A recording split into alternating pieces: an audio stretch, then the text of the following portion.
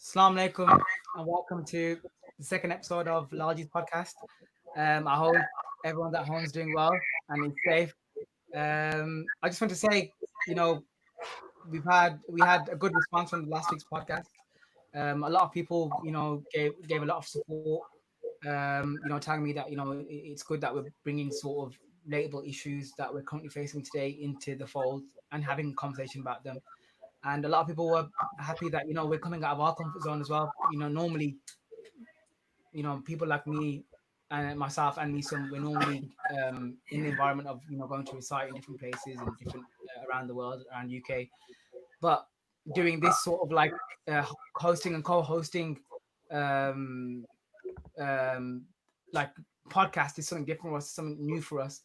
And we want to just thank you all for the great encouragement that we got from the viewers and the messages I received. And one more thing as well is that throughout the podcast, if you've got any questions or anything that you want to put forward, please make sure you put it in the comments, because that's a really we want to be able to interact with you guys that are watching at home.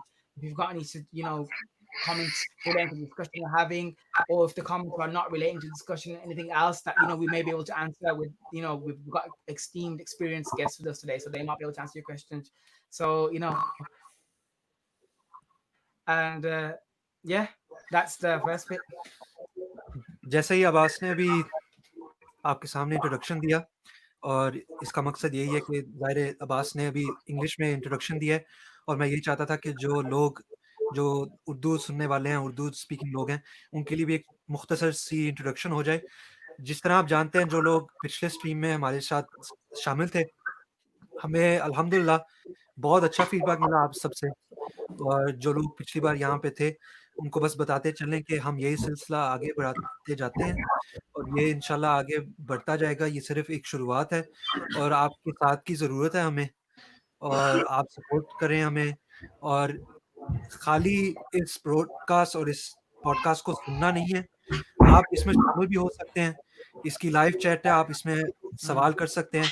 हमारे साथ अभी Abbas introduce करेंगे, बहुत मोहतरम 2 guest भी हमारे साथ हैं।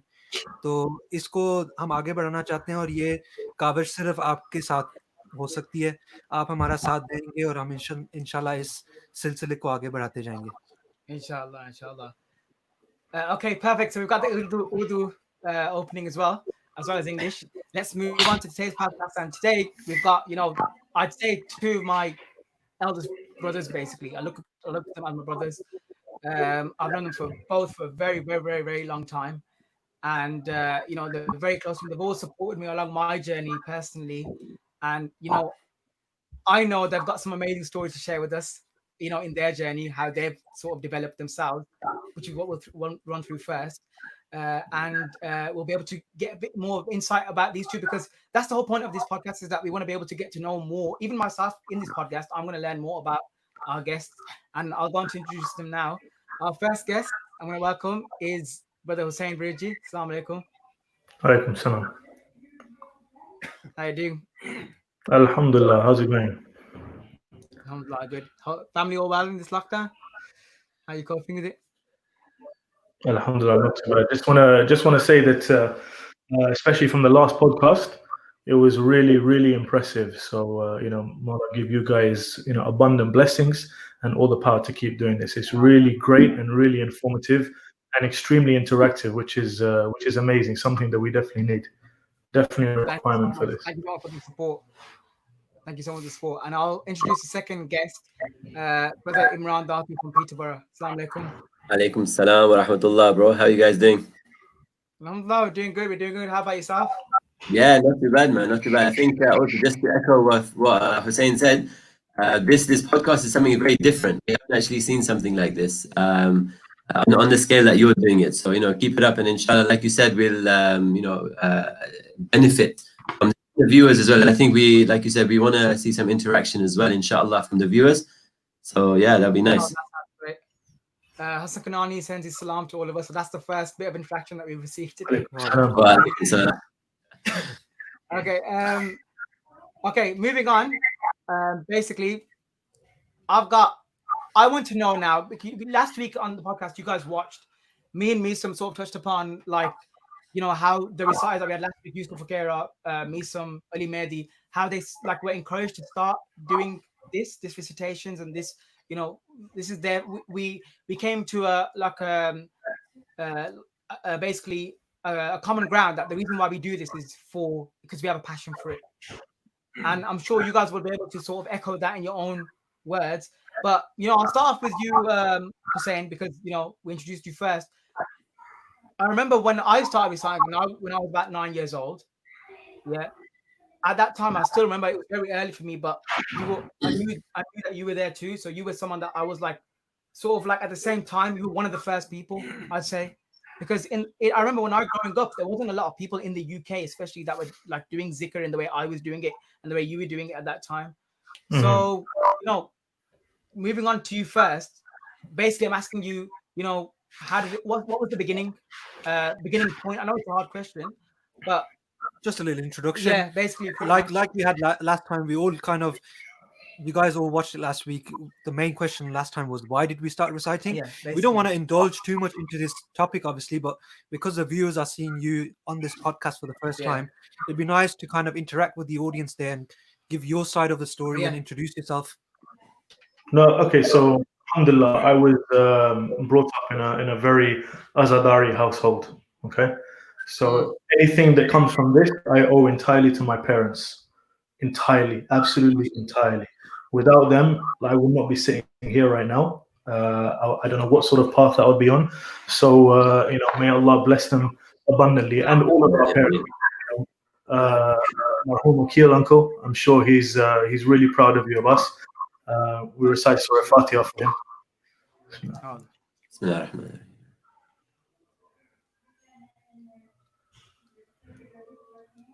These kind of people and role models that we can all relate to and really benefit from their guidance is something completely invaluable.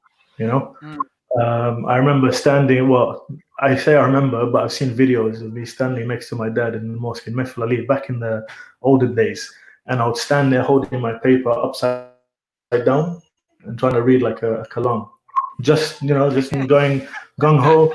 Would recite, and he would be there to encourage me, standing next to him. It was amazing, absolutely amazing. And since then, alhamdulillah, that whole culture carried on for my entire life. So alhamdulillah, I can't thank them enough. What you said about when you were younger, when you started reciting as well, you're seeing me.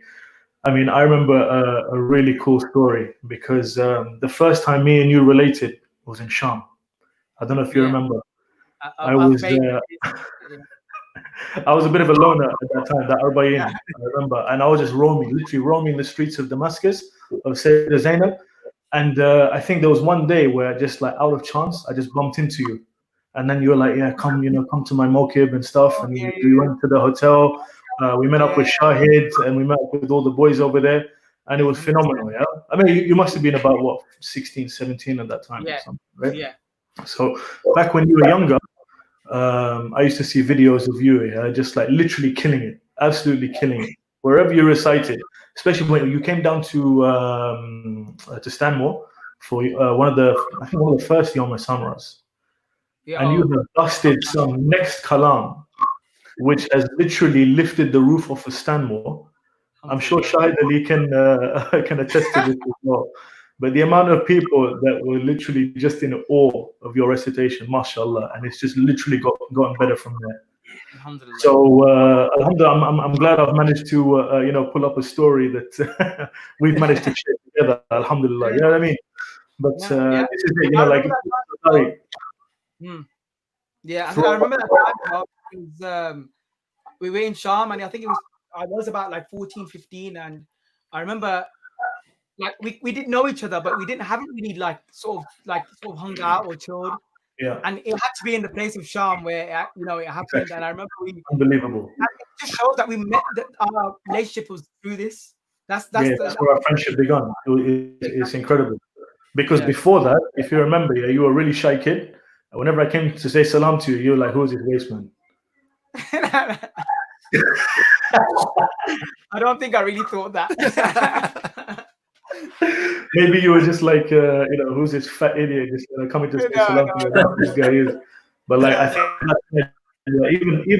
even by then, you were just like you had made it such an impact at such a young age. Absolutely phenomenal, boss. You know what? So alhamdulillah, really thankful to you guys. And just touching upon that point, yeah. So friendships that have been developed, yeah. How many friendships we've developed through the love of Imam Husain alayhi salam. See, I would have never met you. I would have probably met you on the volleyball court. But having said that, we've been like arch rivals, Correct. That's true. And we've become very close friends. So alhamdulillah. Alhamdulillah. See, that's the most beautiful thing about it, I think, as well. As you just said, how we in our lives we have no interaction as such, but because of this dhikr and because of the love of Ahlul Bayt, that's the foundation of our relationship, 100%. of our friendships, or whatever you call it. And I think that's what keeps us connected at all times as well. It will always keep us connected. Yeah? It will always keep us connected. Always. 100%. 100%. And you know what? Like I said, and we always come back to our parents. Like that's the main thing, and it shows how much of an people always ask, how can I get my son to like do what you guys are doing? Well, it just shows that if you put that culture in your household, in the first place, if you would have brought that upon at an early time of when children are born or whatever, then from there they expand to find that passion. They go forward. It's like a domino effect. And alhamdulillah, we're lucky. We're just lucky that we're born in those families. Alhamdulillah, that's a given for us. Definitely. But yeah, thank you for that introduction, Husein. I'm gonna move forward to our next guest, Brother Imran Datoo from Peterborough. Imran. Salam, bro. You okay? Once again. Basically, I know our introduction was different to Husein's. Yeah. Correct. Because I still remember that I was at mosque. Yeah. Yes. At Kingston Road Mosque, the Khoja Mosque in Birmingham, where you were here studying university. Yeah? Yes. And I was putting my shoes on to go in or something like that. I still remember this. And I was probably in college at that time because you were at uni, or I think maybe in school, finishing. It was school, definitely school. Yeah, definitely school. Yeah, finishing secondary school. Yeah. And you came up to me and said, "Oh wait, my name's Imran Datoo," and that's how we met. I remember, and you actually thought that I was Pakistani. I still remember that till today. Yeah. So to be honest with that, it was see, because what it is with the world of reciting, I think, like you said, when we were younger, Husein, when I say younger, me and Husein are similar ages, I think. I think a little bit older, but still young, very much. Yeah. But like you would be yeah, but you were one of the like Abbas said, in the UK, one of the pioneers in that sense that when it came to the world of Azadari and stuff, you would be one of them up there who we would listen to, because at that time, and Husein, you too, yeah. So Husein, like for example, you used to bring out Mawla Ya Mawla, Your Bain Remain, and we used to listen to all these, right? Because that was the one person we had in the UK. With Abbas, I remember, because when Abbas started releasing his stuff on YouTube and things like that, I became genuinely in terms of his voice and I think the technicality of it. So with my journey in terms of recitation, again, 100% echo what you both said. When it comes to parents, you cannot thank them enough, because it's only through them.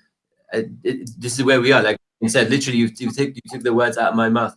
And one thing, when people ask as well, what advice would you give? What I say is, what I'd tell parents today, I'd give them advice of what my parents did with me, in the sense that if you see even a small flame of passion for the recitation of the Ahlul Bayt in your child's heart, don't let that die out.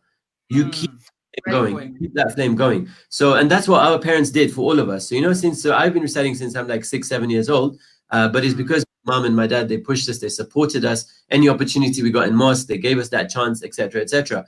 But with me personally, I kind of went pretty stagnant from I suppose childhood till I was at university, and then it was at university where I kind of wanted to take it to another level. when it came to your, the vocals, the technicality in the vocals. And this is where, I'll be honest with you, Abbas really helped my journey. And that's how we became friends, because like I said, we met in mosque, and it was, there was one particular kalam. Abbas, it was your first album, yeah? Yeah, it escapes my mind as well. But it was one kalam we connected with. And I thought you were Pakistani because I guess at that point in your videos, at that you're quite ignorant in that sense. They're like, Wakamis must be Pakistani. But I know what I still remember the point though when I told you I was Khoja and your face. I still remember. You're like, yeah. What? I mean, yeah, exactly. I mean that's like I suppose the ignorance you have at that young age, or at least I wasn't very mature in that sense. But the connection we made was good. So and then from there on, I think listening to your vocals, it helped my personal journey and better myself. And then you listen to everyone. But I think that's how we first met, and I think ever since, I wouldn't even say brothers, all of us. And this world of the Ahlul Bayt. So this, you say how we make relationships through this zikr. You know how we have our work life and we have our home life. This world of Azadari, this zikr of Ahlul Bayt is another life that we have. That's such a strong lifeline for us, and we have so many connections just in that life that kind of integrate into all three lives, and it makes us stronger as people, and we only have them to thank for that blessing. Alhamdulillah. That's a great point. It is a good point. It's a good point. It's a very good point. And because the thing is, like, it's the fact that, like, I think we've got to give a shout out to our communities as well, because Definitely. we mentioned this last week as well about our communities not giving, not all communities, but there are some communities that are not giving opportunities to youngsters, which is something that we need to change the shade of. We need to change that. If we can have an impact as reciters, as people that have come up through our communities, because that's what I have. Me personally, Clifton Road, Mayfield Abbas, they gave me a lot of opportunities. They gave me the chances. Husein Mosque, for example, in Birmingham. And even other mosques that invited me to start in their places, they gave me the opportunity for me to have a growth in that sense. Yeah. So I think through that, we've been able to meet the likes of yourself and the other great people that I've met that inshallah will join the podcast soon as well. And because of that, we've built a family within ourselves, and we want to make it like more of a community feel. I feel. Can I say something? Yeah, go for it. So having touched upon like starting up, now the intro last podcast, I missed it with Yusuf, right? But just touching on a phenomenal example is Yusuf himself, okay? Yusuf, okay, and I'm sure you guys are aware, but for those who are watching who are not aware, is that people like my dad, LALJI, Sohail Chauhan, Riaz Rajabali, okay? They established the Youth Azadari Drive, okay, in Stanmore, okay, a number of years ago, 10, 12 years ago now, okay? Yeah. If my maths is correct. And that was an institution whereby youngsters could come in and learn how to recite, and having someone like Sohail Chauhan to be able to teach those kids was an invaluable asset, okay? Now, Yusuf is someone who excelled through that program, because not only was he a regular attender, but also he used to recite or just even sit with his dad. When his dad was reciting, like in mosque or at people's houses and stuff, he just used to sit next to his dad from the youngest age, okay, just to gain that experience of sitting in front of an audience, okay? Phenomenal experience. And like, mashallah, his dad, Ali Bhai, is a phenomenal reciter himself, So for someone like that, still, and also like, and not Ali only, Ali's brothers as well, all phenomenal reciters. Yeah, strong voices, man. Yeah, exactly. Each with a different characteristics. So something that Yusuf must have obviously fed off of, and really, gained his experience through that. So to have a product like that from Yard, and look where he is now, like producing his own tracks and things. Taken a lot of advice from you, Abbas, I'm sure, and you, Misam, and really developed his voice into something that's really sustainable and quite mesmerizing, actually. So kudos to Yusuf and his parents as well. A really great product of the youth that's come up and really instilled that love inside himself. Definitely. I mean, it's beautiful that you spoke about that, because it's actually an elaboration of what we touched up upon last time as well. When somebody asked a question on what kind of things the youth or the younger reciters can actually do to overcome their fears or their kind of target audience control. Yeah. And I remember saying at that time as well, an advice that I gave, as you just said, Yusuf did as well. He used to practice just with his dad. And if you have seen this podcast last time, I said never look at the size of the audience. And I think that's still an advice I would give to everybody out there. Don't look at the audience. As Husein just mentioned, Yusuf's story, he used to just recite by himself with his dad over there in order to get himself confident in this, I would say, industry. So being consistent in this is very key, and believing in yourself is key as well. You know, knowing what you're doing and for what reason you're doing it. And as you mentioned, the Yard group as well, it's an amazing platform for the youth to come out there as a group and develop themselves as an individual reciter. Yeah. Not only individual, by the way. Not only individual, because now I think for the last 5 or 6 years at least, we've been training these kids to recite as a group. And when it comes to Yom Summer, they have their platform. And now, even more recently, in Muharram, they have one of the first few nights, they have a chance to recite there as well in the main hall. Yeah. And you know what? It shows quickly. I'm going to add, that it shows how important these organizations are, because I still remember saying, I don't know if you remember this, but me and my dad were actually called to a Yard, like one of the sessions one day when we were in London, because my dad planned to open something similar in Mayfair Bars. So when I got there, I was just shocked with how many kids there were that were not even just willing to learn, but the talent that was portrayed in that session was you wouldn't think you'd see these kids as other people that you see in just sitting at the mosque and stuff, but you wouldn't even think that they've got such amazing voices that they can be potentially be one of the best individually in their own way. So those organizations, isn't it? It's key, because there is a sadness to it, whereby some of those kids do not have, maybe don't have the parents who are able to instill that sort of style of Azadari with their kids. So this was a platform for those kids, and if they were not confident enough just to do it themselves, they could come to this platform and be able to express themselves, which is the whole reason. And I think also what the comments Shahid Ali has said, that it needs to be implemented across communities, 100%. I think there are a lot of communities that already do things like this. So, for example, in Peterborough, we have the Azadari initiative, where we train kids up as well. And I'm sure in Leicester, I think they also have. But I think it's important to note that those communities that yet do not have these kind of training, and you know what, this doesn't just necessarily have to limit to Azadari. It can be I know in our Peterborough community we have Qari Quran classes as well. Anything that you can train your kids in to serve Allah subhanahu wa ta'ala and the Ahlul Bayt alayhi salam, you do it straight away. You try to implement it. If you're in the management committee, take this as a duty upon yourself, because you are you're in the managing committee of a community to build the future, and the future is our youth of today. That's something you have to realize. So what can you do? Okay, I wish I could be on a board to implement things like that, but time and things don't let me. But if you are, I think it's a very important question to ask. What are you currently doing to help the youth of the future? And if the answer is nothing, then you need to revisit and go back to your notepad and say, you know what, let's make some notes and let's brainstorm as to what we can do to actually bring this youth forward, whether it be something like ghusl kafan, whether it be something training in lectures, whether it be something like serving Fatiha, serving Faruk. It's something minor, but the thawab is not minor. The thawab is major. Seriously, because you serve. Abashi, okay.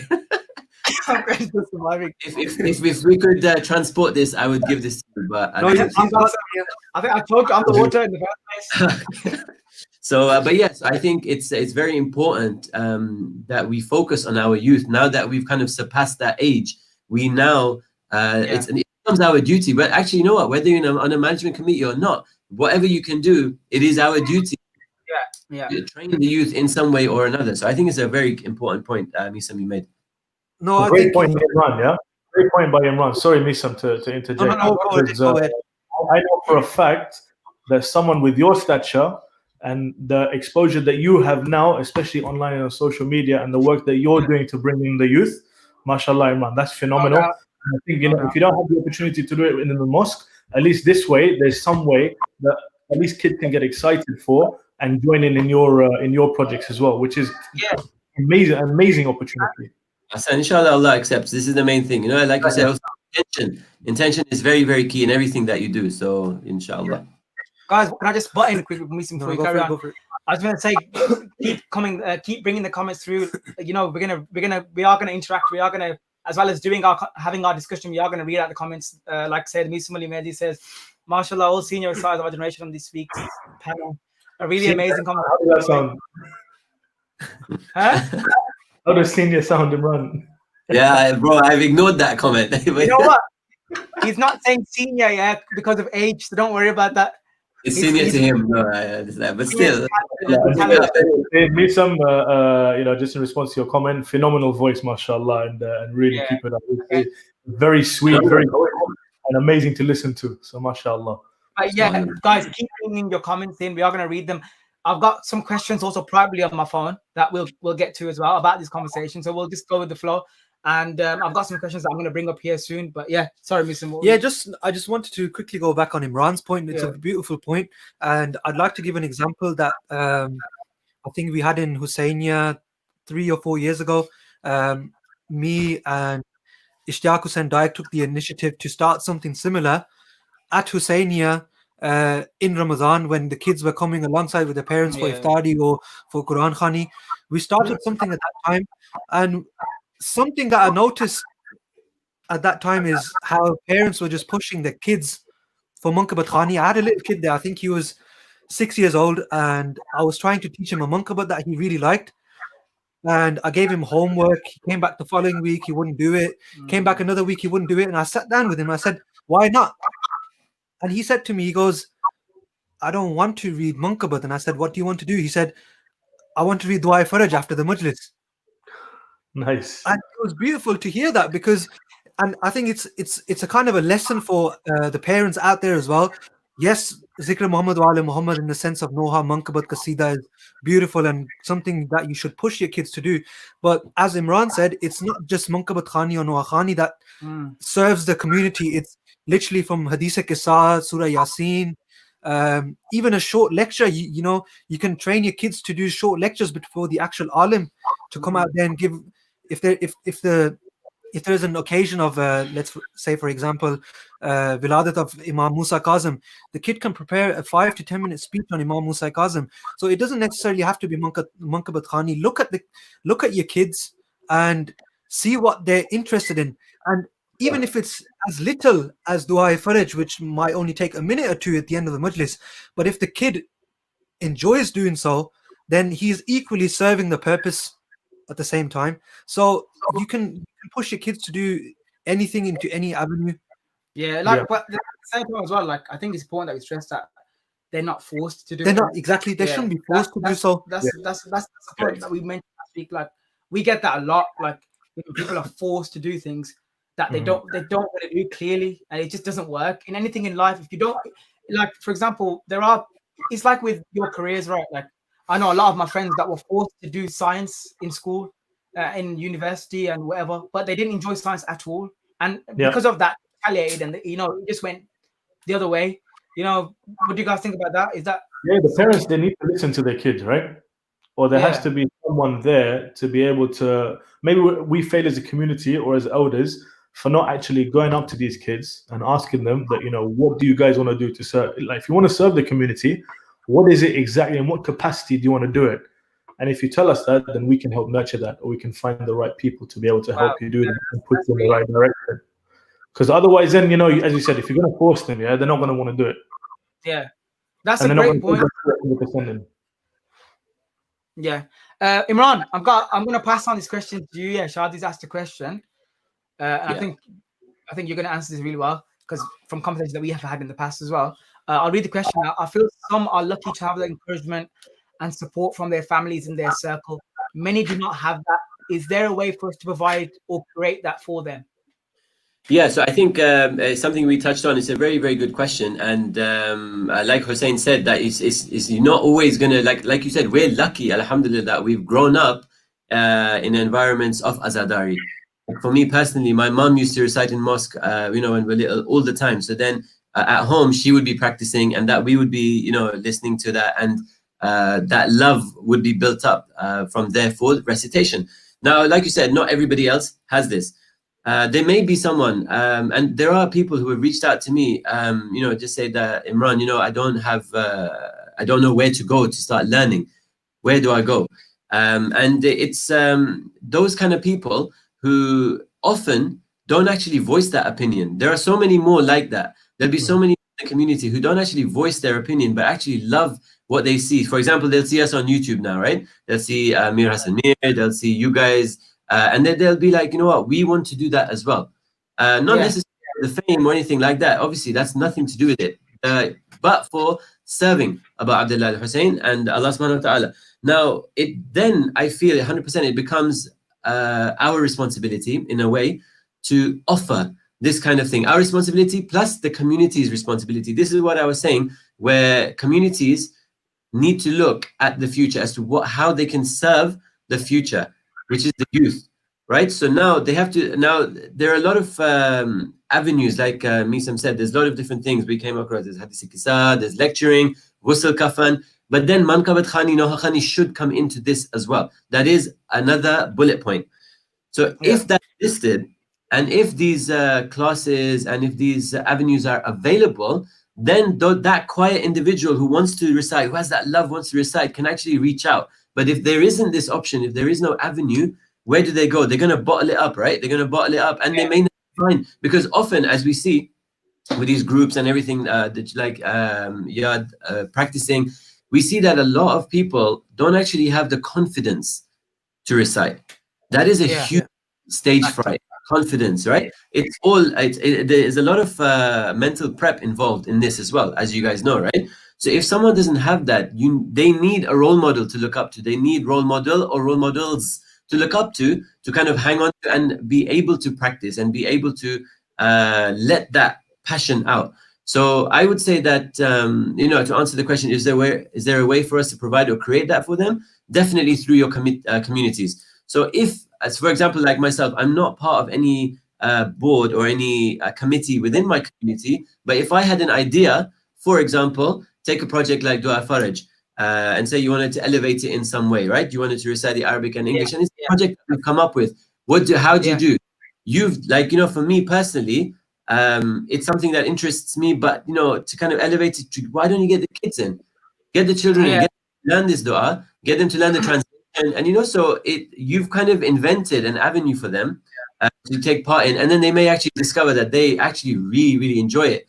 So I think that's my main thing. We should try as much as we can to be role models for the younger generation, and influence our communities to also start something up for our younger generation. No, that's very, very well said. Very well put.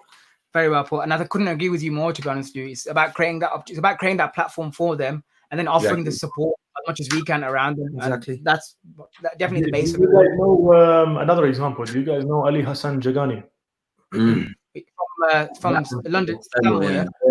So another one of the youth, right? Another guy who struggled with confidence issues when he was younger. Okay. The guy, again, he came to the classes, never initially had a good voice, okay? Struggled with confidence, struggled with, integrating, okay? Now, through perseverance, through practice, through just the experience and first-hand experience, now not only does he do Noha Khani, he gets involved with the groups as well, and he recites Quran and du'as.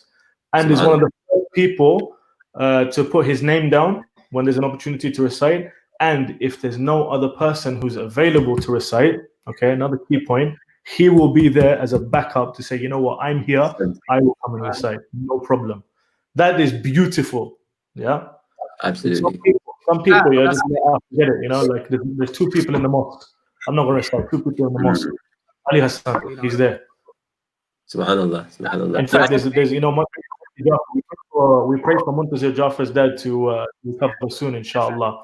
And after we'll recite Dua Shifa. But again, another person, who's diversified so much, Farsi language, Arabic language, Urdu language, English language, We've actually nicknamed him One Man Majlis.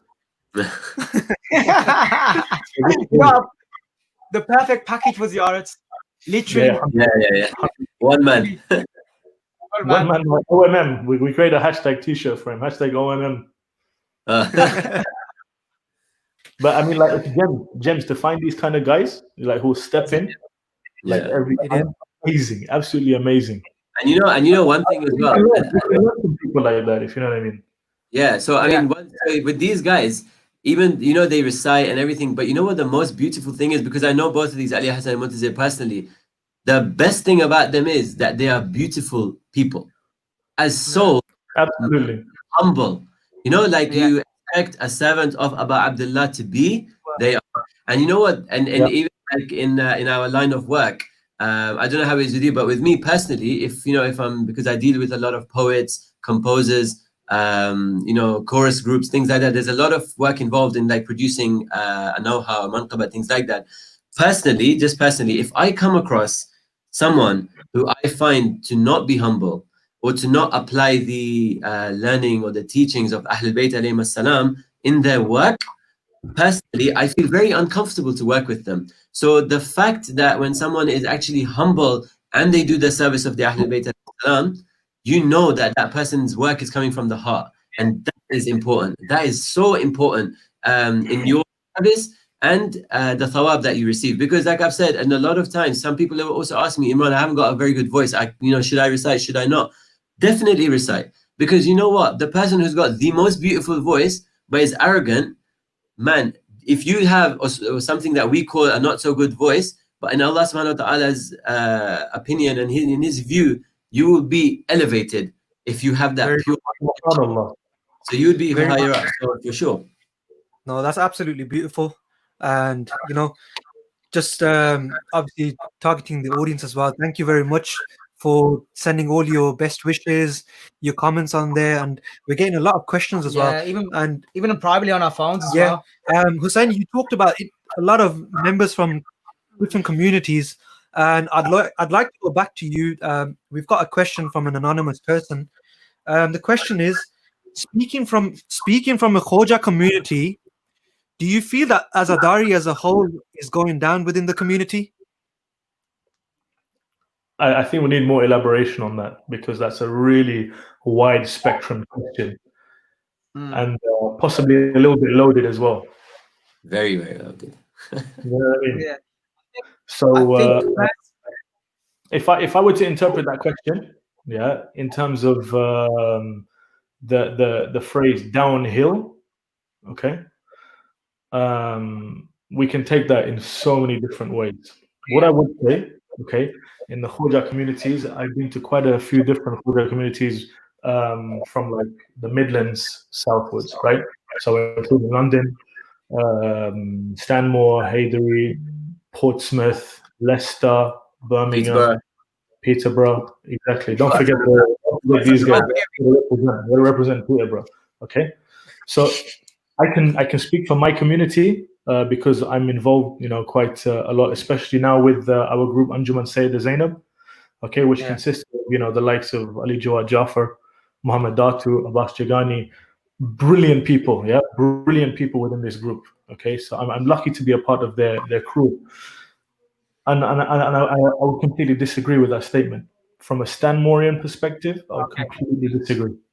I think that when it comes to Azadari, the group is always on hand to recite at any different shahadat or wiladat that there is.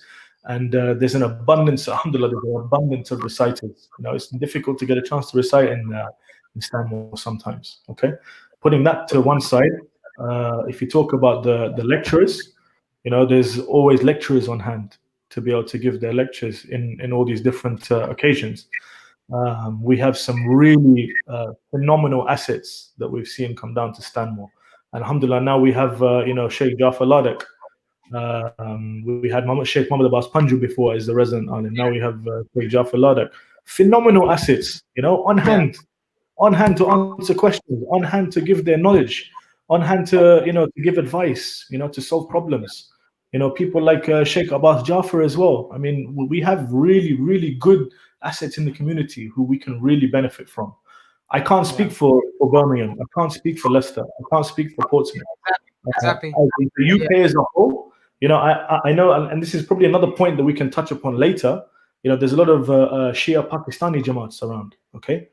Where we attend those so there's a lot of collusion there as well. We attend their programs as well. Phenomenal programs, very, very potent Azadari and zikr of Muhammad and Ali Muhammad. Phenomenal. We learn so much from these programs. But from a Stanmore perspective, I would have to say no. I think it's we're in a good place. That's right. And now there's another factor on that as well. We talk about reciters, talk about lectures. What about matamis? Okay, we have a halqa of regulars who come to a majority of programs and who always be there to support the reciters by doing the matam. And not only that, encourage the kids to come in and join them as well. So if you're 8, 9 years old, it's extremely open. They'll say, come stand next to us and do your matam here. We'll make space for you, no problem. Even if space is limited. So I think, alhamdulillah, we're in a good position. That's how it should be. And I mean, coming from that background, and obviously just the way you've answered that question is beautiful. And you're representing a very, very big center as well. It's not just a center that's known in the UK. We've both traveled around. You guys travel around, and when the question comes to Khoja community, a lot of people like to refer to Stanmore because their reputation holds. Nice target as well, Reputation is the mic system. Shout out to Shadali. That is another big thing for a personally. That is its own topic. Like I've made my league. I will not participate. I will not participate in that. I think you know who's last. No, I will not participate. That's it. But no, and I fully agree with you. And you know what? I was gonna say, guys, the comments are flowing in. And Husein and Imran, sorry, we're gonna pepper you with questions today because we've got like a question here that I can't answer myself, nor can Miso. So I'm gonna put this out to both of you here. First, let me read this comment first. You all recite amazing wa mashallah. I look up to you guys. I would love if you could listen to my sessions for sure, inshallah. My channel is I'll put the link to the YouTube channel. ZA and Hey Rajani. ZA and Hey Rajani. Ahsant. I think you know them. Okay. Anyways, guys, go if that's their channel, then go subscribe to them. Go and for sure after this podcast, whenever we're free, we'll check your channel out for sure. Thank you for watching the podcast, and if you've got any questions, then please put them in. Okay, this question, anonymous question, but it's something that I can't answer. Obviously, Misam can maybe answer this maybe in the future.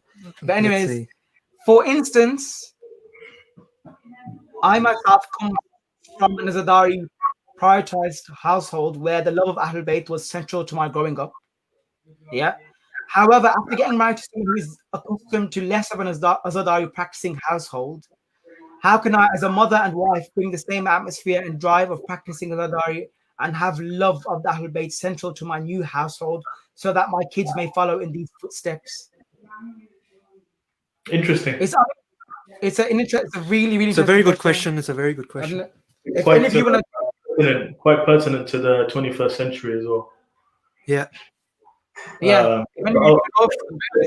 to talk over you, but if I could give like an example of myself, right? So I have a 3-year-old daughter and a 1-year-old son, okay, who I hope and pray, inshallah, that this love will be instilled forever, inshallah. And instilled to their kids, inshallah. But one thing that we've made incumbent is that especially when we're driving, If we're going somewhere, you know, we use the car a lot, you know, going here and there, whatever, dropping them to school. Always, 99.9% of the time, it's either a dua, okay, it's either a Quran, but most of the time, because I love listening to Nawhas and Mankabat so much, it'll be something that we'll be listening to, either Sayyid Raza Abbas Rizvi, or Mir Hassan Mir, or even Nadeem Tawar, or Tijani, or something like, or an Imran Datoo as well, 100%, and an Abbas Lalji. Will always be, you know, like relating to that. Because the thing is, yeah, repetition is key. Repetition is so key to instilling something in your mind and retaining that muscle memory. Okay, so the more they listen to something, the more they'll be like, because look, with zikr of Ahlul Bayt, zikr of Allah, yeah, hamd, naat, mantabah, whatever it is, yeah, there's a massive melodious musical element to it. Okay, and if that's something that's present in the ear, and that's something that they'll enjoy, initially, number one, that they'll respect that and they'll put that into their mind first. And then they'll be like, oh, what does this mean? What does this mean? If it's Urdu, if it's Arabic, what does this mean? Okay? So my daughter, she's at that stage where she'll be like, oh, you know, what does this mean? And then we explain to her. And then she'll be like, oh, can you put that one on? I like that one. Can we listen to that one, please? So that's one technique that I will employ to make sure that these guys are exposed to that on a regular basis. 100%. I mean, obviously, I'm not in that position yet to be, you know, talking about upbringing, but we spoke about this last time as well. And, you know, we spoke about, obviously, from the aspect of a reciter to stay on this path. And I think, you know, we're all here thanking our parents. So I think if this is a question from a mother, she should fulfill her duty to the maximum limit as well. So if she's come from an Azadar family, and she wants to keep that going, then she should keep doing so by all means. There's nothing that should stop her from doing so, because at the end of the day, there's nothing wrong in that. There is nothing that will stop you from doing that. It's nothing as such of a worldly kind of activity or anything as such. And at the end of the day, no matter how much you are demotivated or put down, you just keep doing what you have to do, because at the end of the day, you know that the path of Zikr Muhammad wa Ali Muhammad is the right path, and you should keep doing so. I mean, if you look in the Islamic history, how many parents do we have where the mother is not following, or the father is not following, and they've been named in the Quran as so and so because they've gone against the path? But it should never stop you from actually delivering and instilling this love and Azadari in your kids. And you know what? And it should be something that I feel I like. Look, I know I'm a youngster in this, but I'm saying I feel like that should be something discussed before as well. Do you know what I'm talking? Like, it should be a conversation you're having before. It's because you and I'm guessing that when you're going to find a spouse, you need to understand that you match with each other. You know, the stuff that you do, of course, that you brought up in your household. You know, you can sort of merge that together with the person you're going to spend the rest of your life with, essentially build a family with.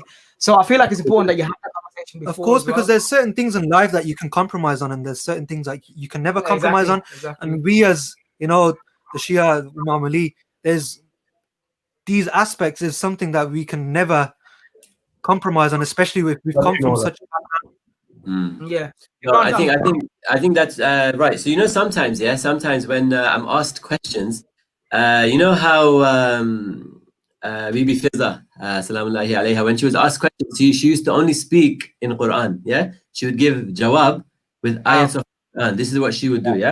Now, I'm not saying we're not comparing ourselves to Bibi Fidda or anything like that, but sometimes what happens is when a question comes up, a kalam comes to my mind where we can answer this question. Yeah. So there's this चार मिसरे अली के नाम से जब जब खुशी मिले मुझको अपनी माँ को हजारों दुआएं देता हूँ. Yeah. So the origination of this, you know what, whether we like it or not, if there's a mother who has Ahlul Bayt and Imam Ali's name within her so much, when she feeds her child, bro, there is no better transformation of love of Imam Ali alayhi salam through the milk of the mother to the child. So, yeah. This is one way. This is one amazing way to transfer that love. Okay. And secondly, I think when it comes to things like this, where I think Misam and Abbas, what you guys were saying in terms of having that compatibility when you're looking for a spouse. Yeah. If it's like you're at a level 100 of Azadari and this person is at level 0, you will never match anyway. It doesn't make sense. Yeah. So when you guys match, there will be some level and love of the Azadari that will match and the Ahlul Bayt within you anyway. If the household that you go to has a little less love, or not love, but less Azadari than what you're used to, you know what? Try instill it in them. It's like you guys said, it's nothing bad. It's actually, if anything, it just benefits an individual. Yeah, it benefits someone spiritually to get closer to Allah subhanahu wa ta'ala by the Ahlul Bayt alayhi salam. Yeah, so there's no harm in it. Once you do that, they all then start becoming more pro Azadari, more pro listening to Nohas, manqabats in the house, and then your child also gets it. So that's just another angle you could also take potentially. Imran, wow, this is what you get on these shows, man. Like that, man. MashaAllah, the guy's hair looks beautiful, and he's busting out, just out of the blue. Well, I need that. Not even just the recitation. His points. You might as well just read the whole, please. You might as well just read the whole charm, Mr. Imran, please. Oh, Imran. You know what? Okay, you know what? After teasing, you can't just leave it halfway, man. Okay. Chala, bismillah. Okay. Salawat ala Muhammad wa ali Muhammad. Allah. मुकस्सिरों को मैं यूं भी सजाए देता हूँ।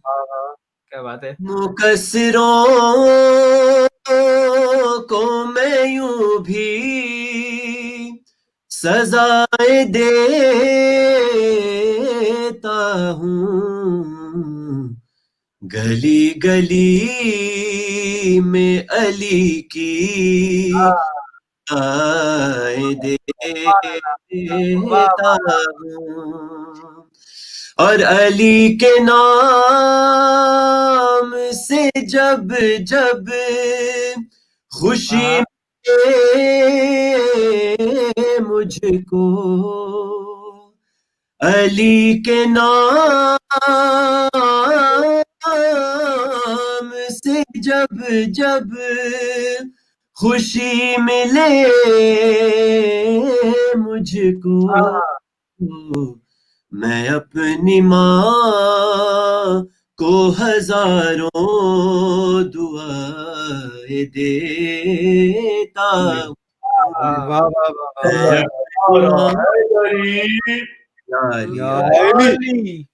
क्या बात है? मैं अपनी माँ को हजारों दुआ देता हूँ।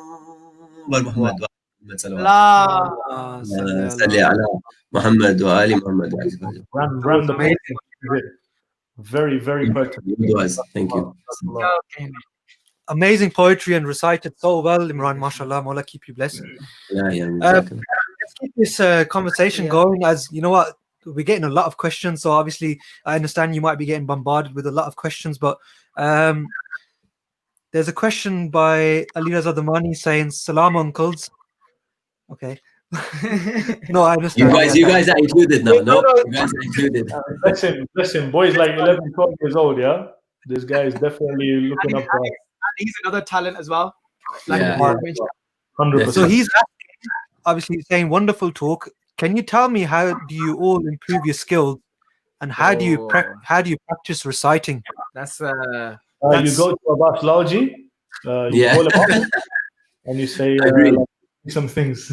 Abbas will say, you know what? The thing is, look, with this one, I do think that, look, everyone's got their own ways of doing things. That's one thing that, it's what works for you.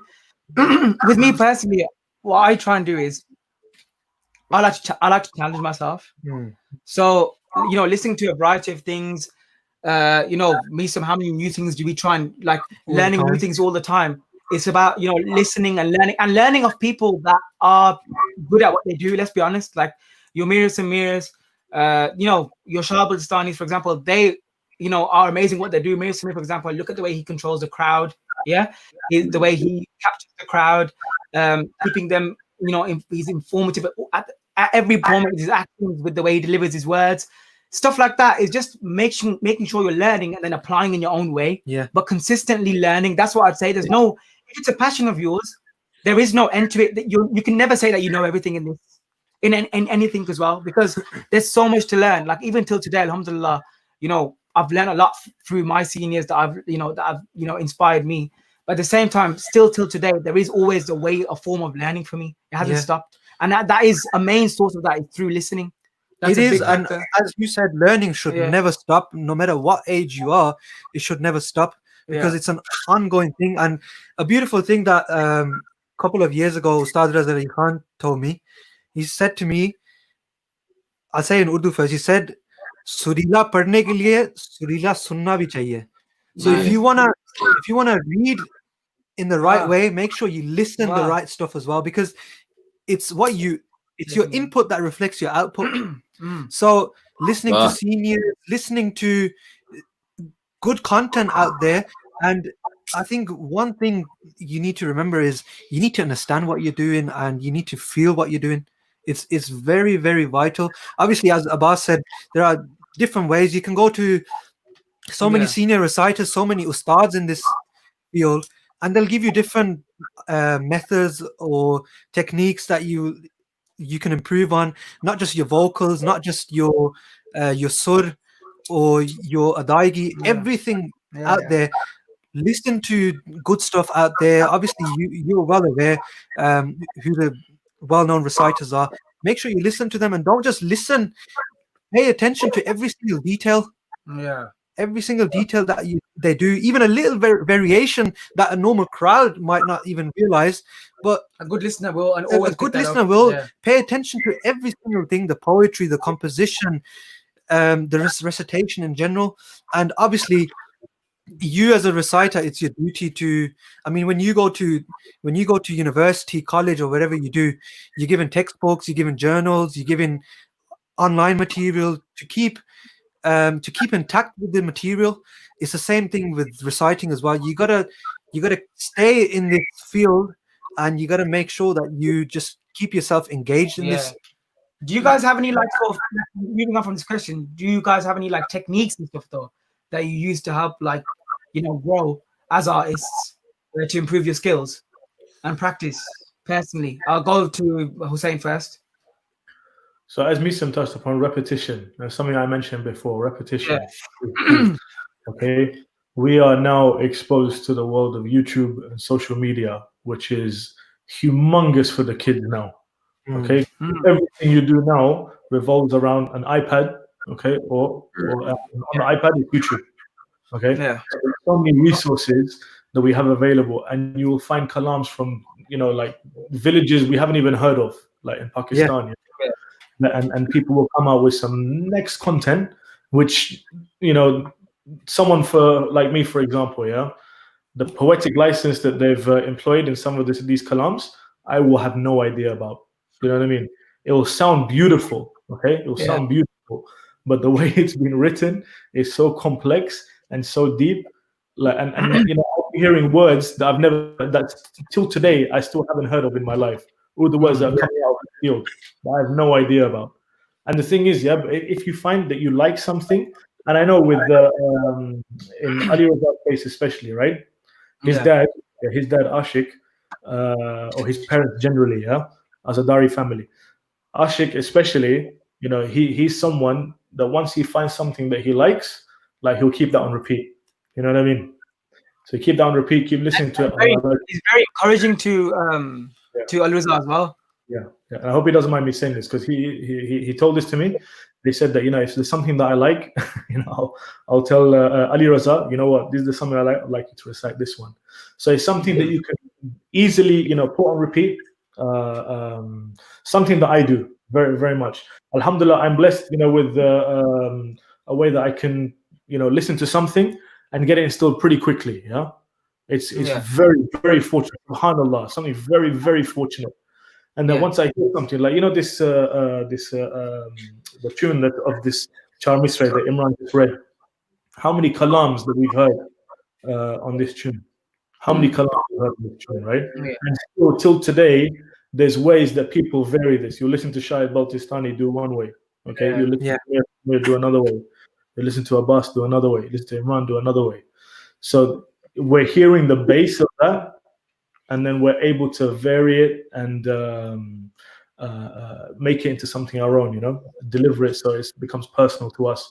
And the thing is, you'll always find that if there's something that you like and something that sounds great to you, biggest factor as well is understanding what you're reciting. Because if you're understanding what you're reciting, you'll be able to deliver it in a much more effective way.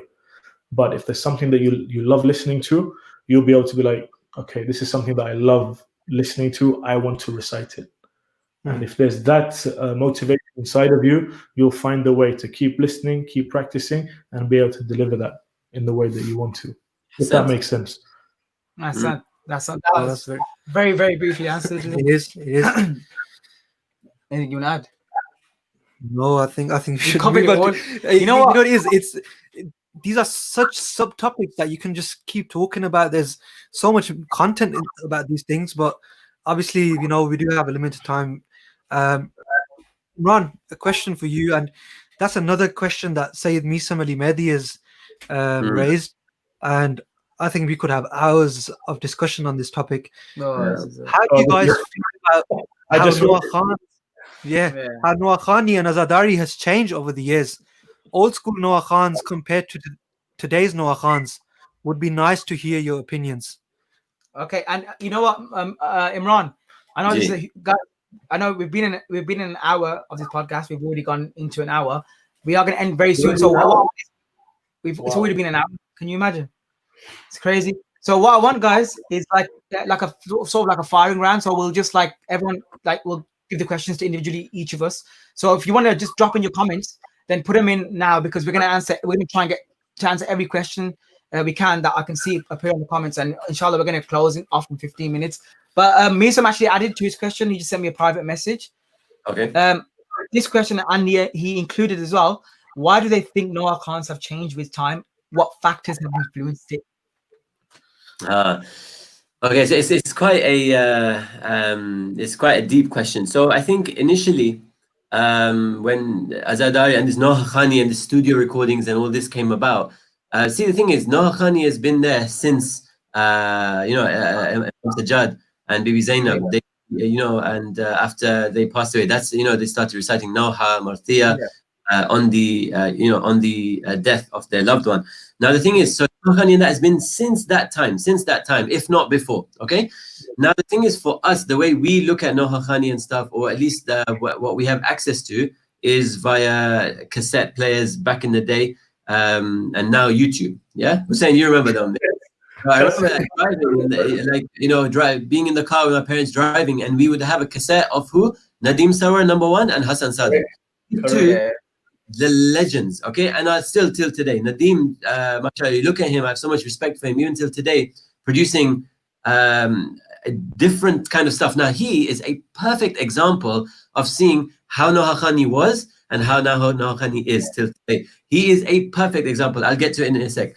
But so initially, before Noah Khani nothing was around. So, when it comes to a concept of a Noha, so, like reciting about a particular thing, before it could be quite general, in the sense that you recite about the Masa'ib of Imam Husain alayhi salam, Masa'ib of Hazrat Abbas, Ali Asghar, things like that. Now, fast forward all these years, a lot of these topics have already been done. And now what's happening is, in Noha Khani, I personally feel, is that people are they're trying to look at a different angle to come at for a particular Masa'ib. And I'm targeting my answer specific to, because this is such a broad question. So I'm going to specifically target the recitation and studio releases on YouTube. Okay, that's what my focus is on, because I'm involved in that kind of work, and as are you guys, so you'll understand. And build the audience, inshallah. So now what we do is we try to come up with concepts from a different angle for the same Masa'ib. What we have to be careful about, though, and I think some people do fall into this trap, is where you will almost you will start making riwayat up in your head as to what happened, when really it didn't. Or when what happens is we start fabricating concepts and I'm not saying anyone does this, I'm just saying that I have actually seen concepts like this happen, where you try to kind of inshallah, it's not for fame, it's not for anything, but just try to be so different and so out of the box that you actually forget what the story is, or you forget what the riwayat and what the history is. So we have to be a little careful when it comes to that, because I think that's what's happening nowadays. Where now, before, like I said, Nadeem Sawar, Hassan Sadiq, and you had Abbas Bandali, Husein Bandali, and these really old school people. Abbas Bandali and Murtaza Bandali, sorry. And now you have like 300, 400, 500 Noha Khans releasing stuff on YouTube, right? How does Noha Khan number 499 get heard over Noha Khan number 20, for example? They need to know. That's the thing. So we have to be careful that their thinking is not, or your thinking is not so going towards something that's not true, just so you get viewed on YouTube and things like that. So I think that's very clear. And I think sometimes that is where Khani tends to head nowadays. But that's the negative. The positive thing is that there are so many Noha Khans out there that we can hear so much now. Alhamdulillah, there's so much beautiful. There's an increase in the level of poetry. We have, like our dear friend said, Misam Mehdi, who is starting to write, and he's such a talented guy. We have Sajad Uncle Heather, Misam's father, who writes some phenomenal, out of this world. So you have this, because of guys like Nadeem Sarwar and Hassan Sadiq, these guys, so many people have developed that love and talent, that we get different angles and we get different concepts that we probably couldn't have thought of. So I think, again, it's such a broad question. Forgive me if I haven't answered and covered it, but in this particular one angle, this quick fire round, I know we're running out of time as well. It's just what I can come up with. Yeah. No, very well. Yeah, Go for it. Go for it. On a different tangent to what Imran has been talking about, something that I feel and something that also I have personally been like compelled to start doing now is, I think you have the difference, correct me if I'm wrong, of like a Karachi style Noha and a Lahori style Noha. Okay? Yeah. There's a concept of that exists, right? So now, especially if we go towards a lot of the reciters who recite in Stanmore, I'll take for example again, we are so much now into this avenue of going down Sangat Nohas. Okay? Whereas before it was all, like we have to recite on our own, we have to have the mic, we have to recite on our own. Now it's a case of, okay, we're a collective. What Noha can we recite, practice together and recite, as a Sangat? Yeah. Case in point, Mera Ghar Jalaya. I know how from Khatri Bawa, if I'm not mistaken. Yeah. That literally everyone jumped on this bandwagon and was able to practice and deliver this Noha as Sangats. How many Sangats would we seen nationally, locally, who recited this Noha? And there's so many. If we see all these Sangats that are now available to us, which were not available to us before, because they were all, not on media, not online. They were, you would have only heard of them if you were A, from Lahore, B, from Karachi, or you'd actually been there and visited and like got involved in the loose. Yeah, but now we have access to those, so we're able to now recite those. So I think that has also, in a way, I'm not sure if that's the angle that he was asking the question, but I feel that that's another way that this is now changed into that particular avenue as well. Yes, it was. I think I was talking to Misa Mehdi about this conversation. There's different many angles. There's like 2 or 3 angles where you come in, from for this topic. That's the only thing.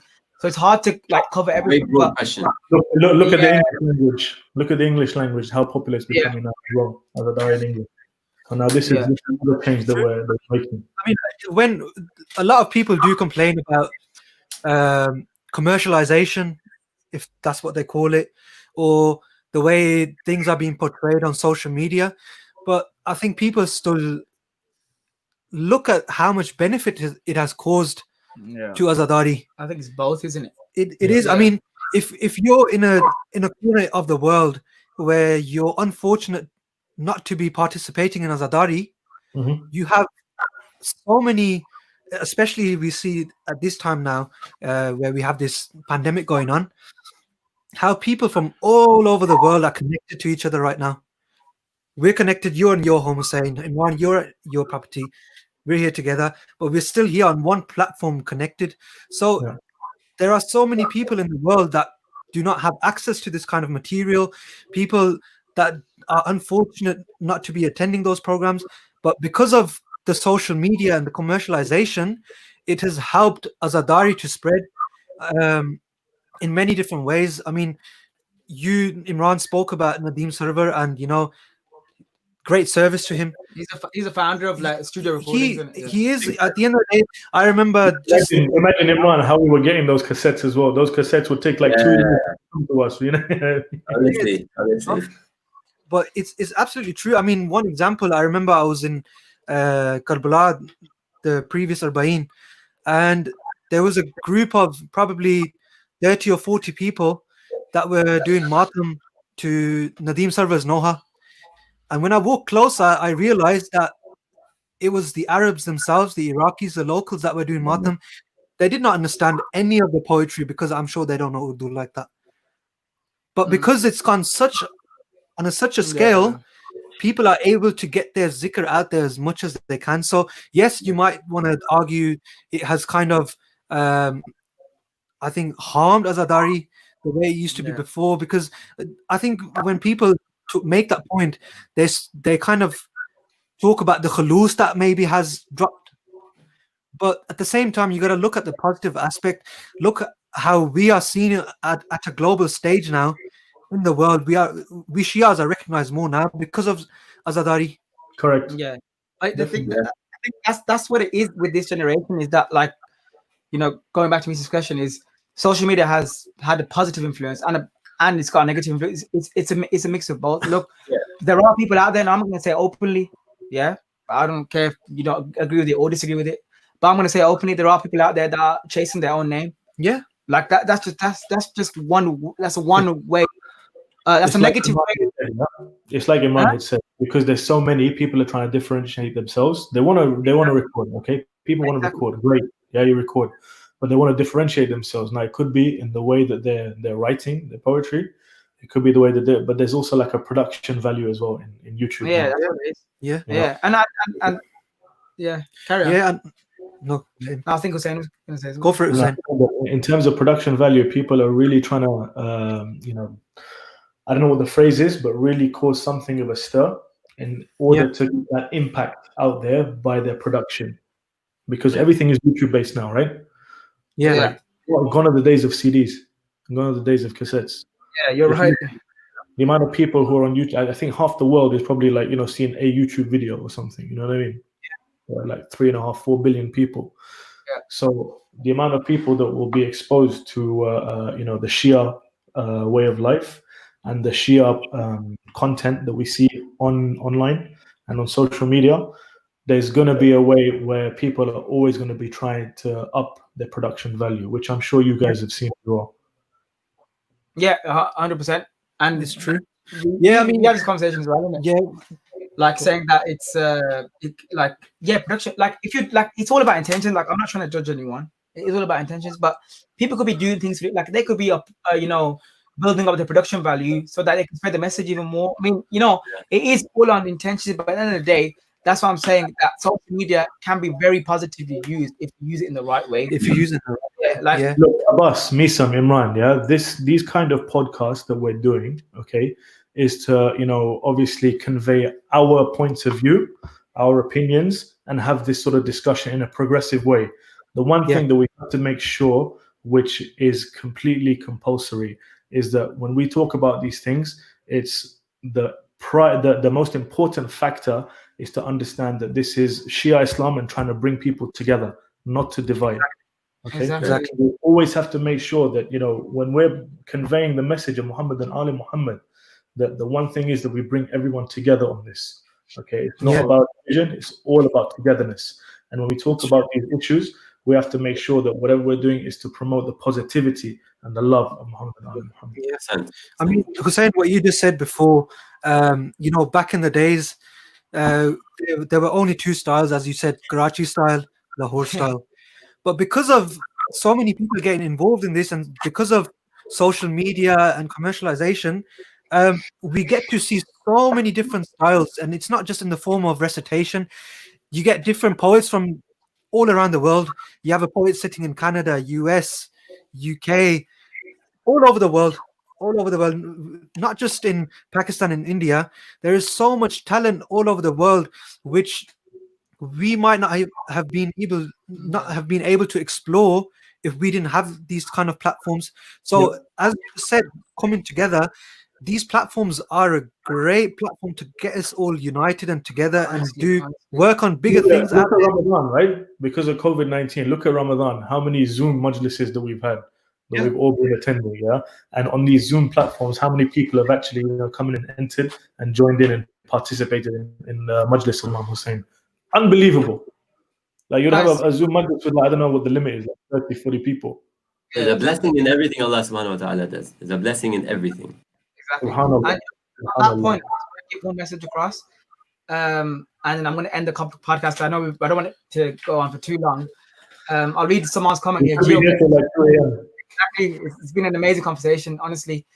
Salman Kamali says, and I think it's Salman Kamali from New York. Sorry if I'm mistaken. There's only one Salman Kamali, bro.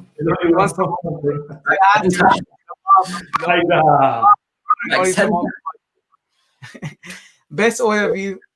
Bless all of you for all you do. Thank you for blessing us with your beautiful voices as well. Inshallah, excited for your future recitations. Thank you so much for the comment, Salman. And inshallah, we are happy to provide you, inshallah, in the future with some. I know that Muharram's coming up, and I know everyone will have their own sort of plans. Imran and Husein. Husein, please tell me you're doing something this year, bro. This year we'll see. But Anjuman said that Zainab is the priority. Okay, bang on. I'm happy to hear that too. But no, guys, can I just say one thing? And it's a bit of just a throw off from my point of view. Can I just say that, you know, whoever is in this field that we are today, like listening to this podcast, whether you're from Pakistan, whether you're from UK, Germany, wherever you're from, yeah, get together. Let's get together and support each other.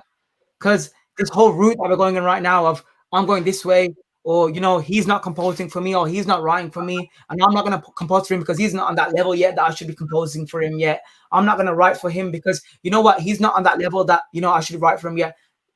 You don't fool yourself. That's what I'm saying. Don't fool yourself. Yeah. If you're doing it for that intention, yeah, don't do it at all.